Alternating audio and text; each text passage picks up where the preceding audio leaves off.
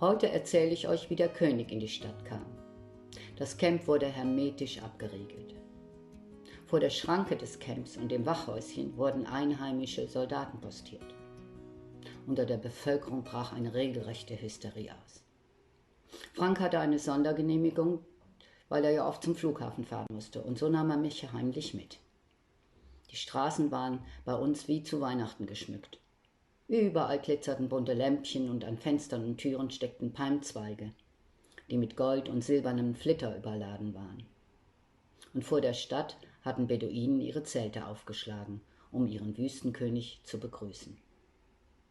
Der Anblick der bestimmt 1000 sandfarbenen Zelte war einfach überwältigend. Um die Behausungen der Beduinen lagerten unzählig bunt geschmückte Kamele.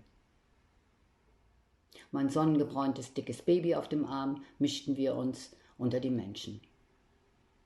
Wir wurden so freundlich aufgenommen. Die Gesichter der Wüstenmenschen hatten alle etwas Einzigartiges. Kluge, fast schwarze Augen schauten uns neugierig an. Gesichter, deren Schönheit einfach unvergessen bleibt. Kleine Mädchen mit pechschwarzen Haaren lachten uns mit makellosen Zähnen an, als sie den kleinen Jungen sahen. Alte Frauen hockten in den Spitzzelten auf wunderschönen Teppichen. Die meisten Zelte hatten ein Vordach und darunter wurde Tee getrunken. Auf brennender Holzkohle dampften kleine Kupferkessel. Drumherum saßen Männer, die an ihren Wasserpfeifen saugten. Mit einem Mal waren wir von einer Gruppe junger Männer umringt. In ihrer kehligen Sprache forderten sie Frank auf, eines von den einhöckrigen Tieren zu besteigen. Ein alter, zahnloser Araber mit einem Käppi aus Brokat, das mit unzähligen kleinen Perlen bestickt war, zwang das Kamel in die Knie, und als Frank unter dem Johlen der Menge aufsaß, klatschten alle vor Begeisterung in die Hände. Uns war wohl bewusst, welch große Ehre Frank zuteil wurde, denn Kamele sind höchst geachtete Tiere in Arabien.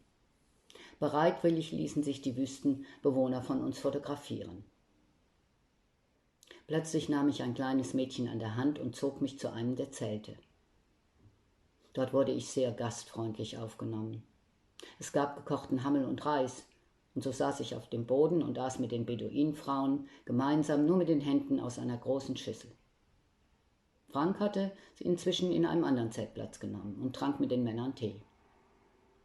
Als etwas später die Kamelrennen begannen, standen wir fasziniert am Rande der Strecke. Damals wurden Kamelrennen ausschließlich zu festlichen Anlässen veranstaltet. Und inzwischen sind Kamelrennen zum Nationalsport der arabischen Welt geworden. Den Geruch der vorbeigaloppierenden Tiere, der unter ihren Hufen aufwirbelnde Staub, dazu die Laute ihrer Reiter, ich bekam nasse Augen. Es fiel uns so schwer, uns zu verabschieden. Liebe Follower, dank euch wächst der Kanal stetig.